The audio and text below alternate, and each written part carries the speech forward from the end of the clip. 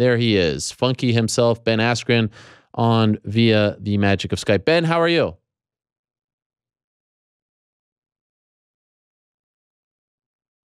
Mr. Askren is not impressed. He's looking down on me with great disdain. Not interested in what I'm saying, in my warm congratulations. Ben, can you hear me?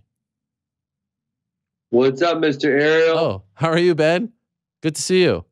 I'm doing well. Good seeing you. Congratulations on the win. Yeah, went really well, didn't it? Yeah, it did. Did you expect it to go that well? Did you expect it to be that easy?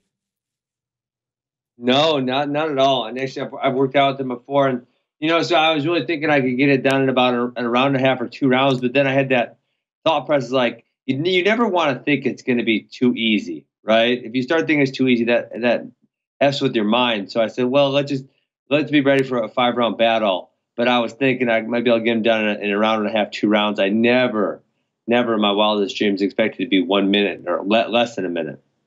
Could you feel that you were that much bigger than him? He's really skinny, but he's strong. I've worked out with him before, like I said. So I knew he was going to be strong. He's really tough in some positions, but it was just, I landed those shots nice and clean. That was all she wrote. You're a dad. What did it feel like not being home for Thanksgiving and being all the way across the world in Singapore for this, this kind of last chapter of this run for you? What was that like? What were the emotions like? Well, I was disappointed. I wish my wife could have been at my retirement fight, but we're actually expecting kid number 3 here in 2 weeks, 2 weeks and a day, I think. But I actually despise Thanksgiving. I hate the turkey and the mashed potato and all the other crappy food at Thanksgiving. Yeah, I mean, I don't like any of the Thanksgiving food. So, it was like the last weigh-in was Thursday, so we actually got to go eat some nice food on Thanksgiving, me and all my buddies that came to watch the event with me. So that was nice that we didn't have to eat the crappy Thanksgiving food. Wow. Have you always been that way? I mean, you're kind of a curmudgeon when it comes to this. Really? Yeah, I don't know. I don't like Thanksgiving food. I don't know what to tell you. And obviously Thanksgiving, as we know, it is for the most part a lot about eating, and I don't like. I don't like Thanksgiving food. Okay, so it was kind of a blessing that you didn't have to be home for it. Yeah, exactly. So what were did it feel different? Because I mean, and we'll get to the aftermath here in a second, but because this was kind of the retirement fight, did it feel different? Did you feel a little nervous? Did you want to go off, doing something spectacular? Or was this the typical, another day at the office kind of fight? Another day at the office. That's the only way it could be, right? You can't do it any other way. That's just asking for trouble. There was one moment where they played this little clip before my fight, and I was in a tunnel, so I couldn't see it. I could just kind of hear it, and it was my mom and my wife and my brother and my daughter, and that my mom said something almost made me get sentimental for a minute, but then I remembered, I got a job to go do. I got to get in the cage and beat this dude up. So, couldn't let it get to me. But besides that, there was really nothing that felt that different for me. It was just another day at the office. Are you retired? Are you done? Well, I said there's a caveat. I've always said, I've never said I'm retired, period. Okay. I said I'm retired with the caveat that if I somehow get the fight to prove that I'm number 1 in the world, I will take that opportunity. I'm not going to fight to be number 3 or 5 or 7 or anything else. Just number 1. That's it. And it's not really a money thing, right? It's a pride thing. I'm not rich, I'm not having a $5 million house, but when I was in my college, I kind of set where I wanted to be with my life, and I'm doing pretty well. And so the number 1 in the world would be to fight the welterweight champion of the UFC, right? You would agree with that? Well, so I said I wouldn't fight Tyron. Yes. Tyron and I go way, way, way back. Yes. But obviously, Missouri. There's this other guy who is a very famous welterweight named Georges St-Pierre, who doesn't seem to have a dance partner right now, and doesn't seem to want to fight Tyron or Robert Whitaker. So I figured, hey, he doesn't want to get hit hard. I can't hit that hard, so I might as well just get in there and get after it. Now, how would one feel about that? Like you're out there. I see, Twitter, Facebook. Yeah. How do they feel about you trying to get a fight with GSP? Chatri's fully supportive. I kind of put it to him after my fight and said, well, what about this?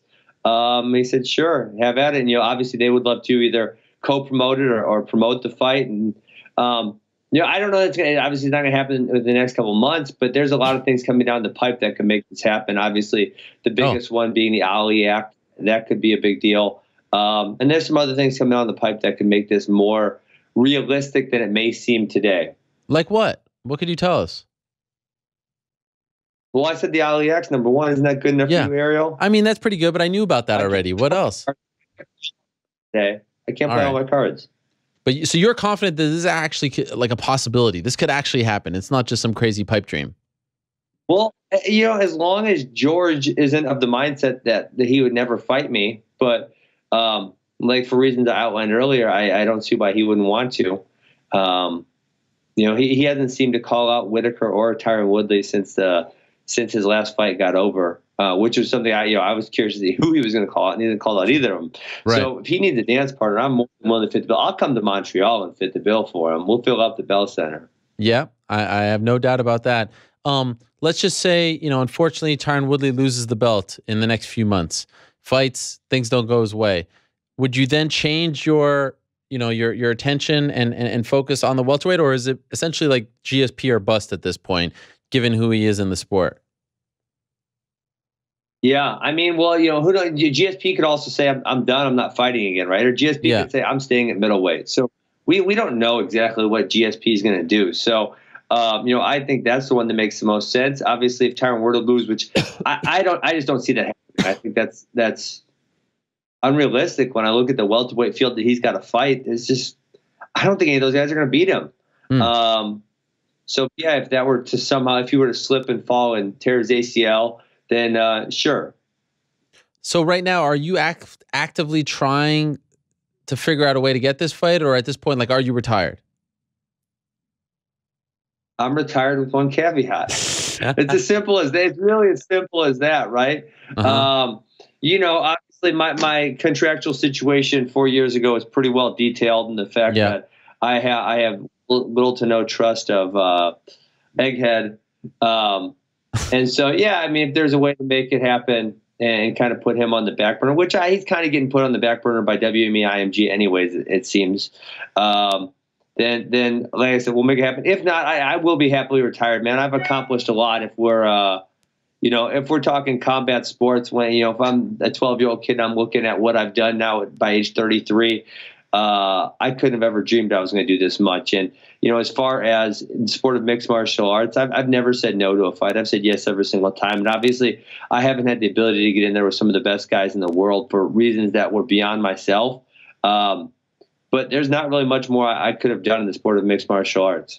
By the way, have you ever had a conversation with Dana face to face? I kind of in passing, but not really. So when I went to Vegas to negotiate in 2013, I met with Lorenzo, and Dana was on the speakerphone. So wow, I have not had an at-length conversation face to face with Dana. What was the vibe that you got from Lorenzo? I mean, at the end of the day, the long story short, they weren't willing to offer me anything. Right. And I think we can speculate on why those reasons were. I think there's a handful that.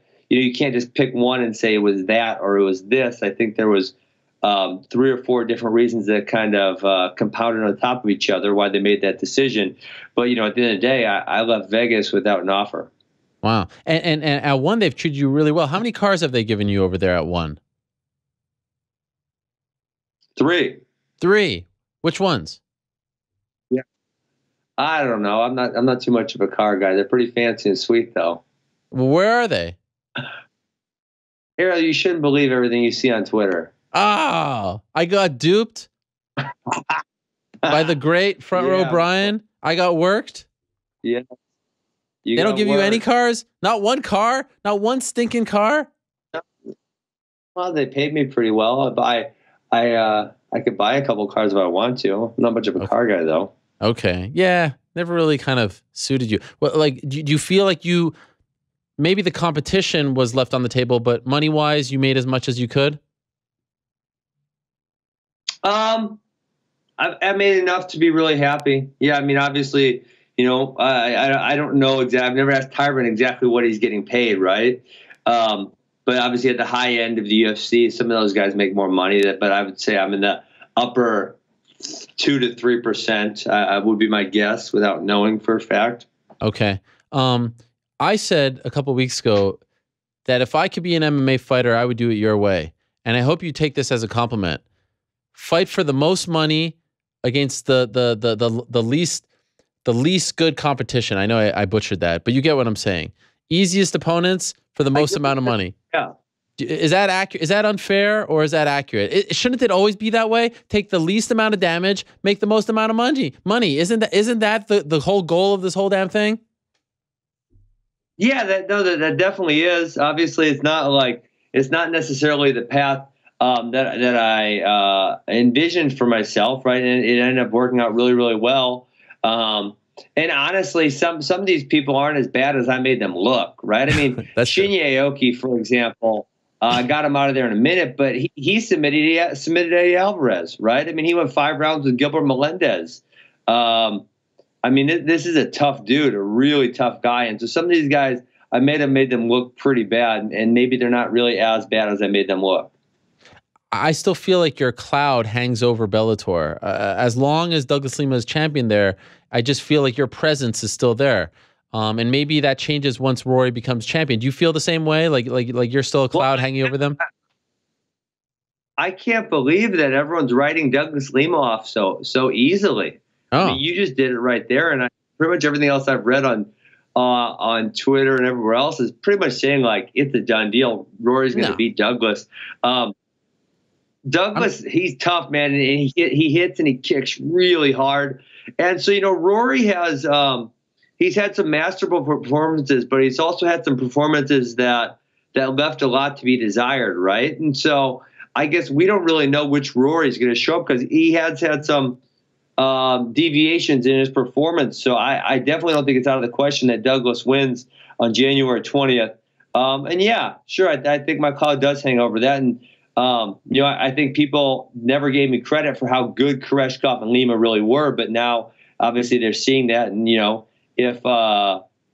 if Lima beats Rory, I mean, people are probably going to rank Lima in the top 3, which then I don't know how you couldn't put me over him. Because I won 5-0, he didn't do anything to me. So yeah, I guess I would say, yeah, I probably still hang over the organization. And, I had a good run there. I won 9 fights, and it's really funny. Some of these idiots on Twitter are either so new to MMA that they don't even realize I was the Bellator champion for 3.5 years. You ever talk to Bjorn Rebney? More than 4. Yeah, actually, I was texting with him last night about some CTE stuff. Yeah. Twitter Messenger, but yeah. Wow, he's still there. He's still on Twitter. I mean, he doesn't really post, but he was. I heard he was doing some CTE research, and I was just curious and wanted to ask him questions. Okay, so you reached out to him. Yeah. Is he still involved with the association, the MMAAA? You know what? That went so poorly, I didn't really want to ask about it. Well, okay, so my question... Yeah, with all that firepower he brought to the table, I mean, that was some Dillashaw, Velasquez, Kennedy, Georges St-Pierre, and I'm missing someone big name I'm missing. Cerrone. I mean, listen, that's some freaking big names right there. Yeah. He brought all that to the table. That was really impressive. And... yeah, I kind of thought when you saw who they had with them that they were going to go somewhere with that, but it seemed that they just didn't get out of the gates. Now that you're retired, with a caveat, but retired for are you interested in getting involved in this association process, union stuff like that? Is that something that interests you? You mentioned the Ali Act as well. Yeah. So I've already went to DC for the MMAFA. Yeah. Before, asked me a few other times, and I just been too busy. I would like to, but I did. They have a big WhatsApp thread that's like, man, there's some really big names on there, and I had to get off that because I don't like it when they play the sympathy card. It drives me insane. Right? We're in business, and if you can prove within a business sense, the fact that the UFC pays between 8 and 14% versus most major leagues are around 50%, right? There's a reason athletes should get paid more. But if you're like, well, I can't feed my kids because I only get paid $20,000. Well, listen, you chose to quit your other jobs and do mixed martial arts as a career choice. No one made you choose this, right? Right. So people are using the sympathy card too much, and I can't take it because the sympathy card shouldn't be the one that the MMA fighters are using, because they don't need to play the sympathy card because they got facts and logic and everything else on their side. All they got to do is tell the true story of what's happening, and the point is going to get across, and people get it. I think you sound like they sound so low energy, and they sound like losers when they say like, oh, I can't feed my family. It's like, listen, you could really, realistically, Ariel, you can train 3 to 4 hours a day hard. You can't, if you're really going hard, if you're not like dinking around, you can't really go more than that. You could still, I mean, my whole MMA career, this wasn't all I did. I always worked another job, right? Mm-hmm. And so for some of these guys saying I can't put food on my table, that is a sad story. But that shouldn't be why MMA fighters should get paid more. We should get paid more because in the UFC they're getting 8 to 14% of revenue, and that's just way too freaking low. Why are you interested in CTE? Why did you reach out to Bjorn about that? You know what, Errol? I watched Concussion in April of 2016. So it was actually on my flight to my fight in Manila. And I watched it. I'm like, damn, I think there's a long way to go on the research, which is kind of why I was reaching out. I don't think it's all conclusive yet, but either way, I sparred twice since then. I sparred one time before my May fight. I sparred one time before my September fight, and that's all I sparred. I don't spar anymore. Wow. I just felt like, like I said, I don't think the research is conclusive, but I also didn't see a reason to risk it. Ariel, I also did not get hit once in 3 fights this year. Incredible. You walk away with a caveat, 18-0-1. Toughest opponent you ever faced? I mean, for us on the outside looking in, I mean, it seemed like you had just a stroll in the park throughout your career, but who's the toughest? Who's the toughest guy you ever fought? Yeah, I mean, Jay Haran was obviously the one that gave me the toughest fight, but that was really early in my career. I was about 2.5 years in. I think if you look back at the best, it's Koreshkov or Lima. Shinya is probably the most credentialed, but he's 34 now. I guess I'm only 33, so the age is not that far apart. He's probably the most credentialed. If Douglas beats Rory, then he's probably the most credentialed. And the thing is, I just kept getting better and better and better. When I fought Haran, I didn't really know what I was doing. And, even I was actually this guy, BJJ Scott. Have you ever heard of him? He's freaking he's a damn genius. I don't know who he is, but he is brilliant. But he just put up a little guard hand fighting video of me from the Shinya fight. And then he kind of referenced some clips where I was doing in my earlier fights. And one of them was Lima. And it was funny how much worse I was at just that little skill that I was so effective in the Aoki fight where I pulled the hand and landed the punch over the top. And in the Lima fight, I was doing it, but I was really clumsy and clunky with it. Yeah, I mean, there's a lot to take in there in those 57 seconds. I like how you went to the body and then went to the head. I mean, and then it was very clear that you were overpowering him, and then he kind of turtled up. It was a very impressive performance. I think we're going to miss having you around, Ben, even though sometimes it was hard to find your fights. By the way, what if UFC came to you right now and said, all right, we're not going to give you a title shot off the bat. You have to win one fight. Come in. No. Absolutely. What if Scott Coker said, I want you to fight Rory if he wins? Listen, here's the deal on the Rory thing. And, who knows? Maybe he wins the next 6 fights and it changes. But here's exactly what's going to happen. Because this already happened with Aoki, right? I beat up Aoki. Everyone says he's over the hill and he sucks. Listen, he was winning against Edward Folyang. He was winning the whole fight till he got flying kneed. Before that, he was 16-1 over the last 5 years, Ariel. And his only loss in that time period was Eddie Alvarez, who ends up being pretty good. Yes. If I beat Rory McDonald, everyone says he's not the same as he was before the Robbie fight. Okay. Right? That's what every single person says. I will not get the credit for it if I beat him. I mean, and that's just and that's why I want it to be very clear. I want whoever I fight to be the number one. So there's no ifs, ands, or buts about it. Just here's the number one. I fight him. I beat him. I'm number one. That's all she wrote. So in the meantime, become a dad for the 3rd time. The school, right? The camps, all that stuff, and then wait for the call to fight Georges St-Pierre. We have our 3rd Wrestling Academy open. That's going really well. I'm excited to get back and coach. I've kind of taken the last few weeks off. Obviously, I was in Asia. I'm also taking an executive position with One Championship. Actually going to be working with Rich Franklin on, he's got this thing called One Warrior Series. They kind of just released a trailer for it. Scouting talent across Asia. It looks really cool. You know, I saw it and, you know, we kind of hadn't determined my position. I said, wow, that looks really cool. How about, you know, that? And so I think that's what I'm going to start doing. I'm going to probably start with that in April or so. All right. Well, congrats on a great career. Congrats on doing it your way. As I said, like Frank Sinatra, you're the Frank Sinatra of MMA. You did it your way. And, you know, if you get that fight in Montreal, I would be excited to watch it. For now, though, good luck to your wife. Montreal's a beautiful city here. Yes, yes. Call GS. I know you got GS number in that phone right there by your right hand. Yeah, that's right.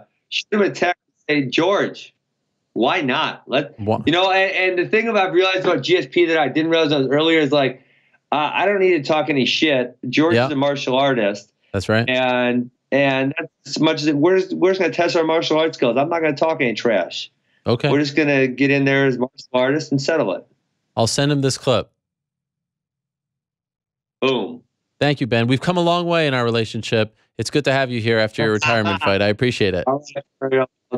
I'll talk to you later, buddy. All right, there he is. Ben Askren stopping by. He says goodbye to MMA with a caveat. On Friday morning, he defeats Shinya Aoki, and now he becomes a dad for the third time, opens up more schools, seminars, camps, and awaits that call from the UFC.